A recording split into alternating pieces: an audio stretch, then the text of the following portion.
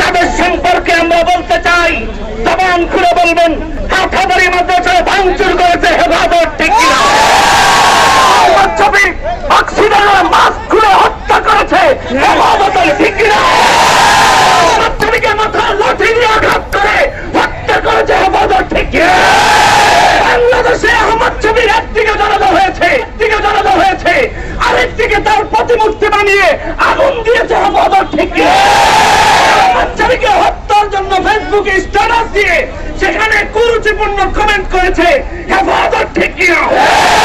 আমার ভাই আলাউদ্দিন জিহাদি এমন যদি গ্রেফতার করতে হয় হেফাজতের কর্মীদেরকে গ্রেফতার করা হয়। ঢাকা শহর অবরুদ্ধ করে দিয়েছিল, বাইতুল মুকাররমে কোরআন শরীফের দোকানে আগুন দিয়েছে, হাটহাজারীতে বইয়ের লাইব্রেরিতে আক্রমণ করে জুতা দিয়ে কিতাবের উপর হেঁটেছে, তাদেরকে গ্রেফতার করবো। গ্রেফতার কেন? স্ট্যাটাস হয়েছে, আরে আমার হাজার স্ট্যাটাস আমরাও দেখি। আমার নাম ধরে আমাকে গালিগালাজ করে হুমকি দেয়, আসলে নাই?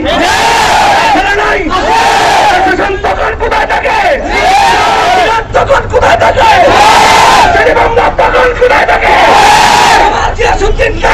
মামলা দিচ্ছে, কি মামলা? ডেরাটাই করছে। বাকি রাইলা দিতে নাকি বজানি দিব,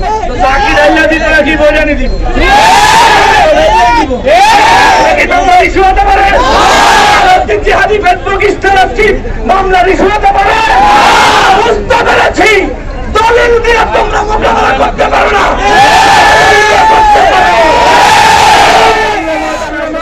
দলিল নিয়ে ষড়যন্ত্র বাক্যে ময়দানে আসো, আনতে চাইলে আসো। ভয় পান? চিন্তা করেন।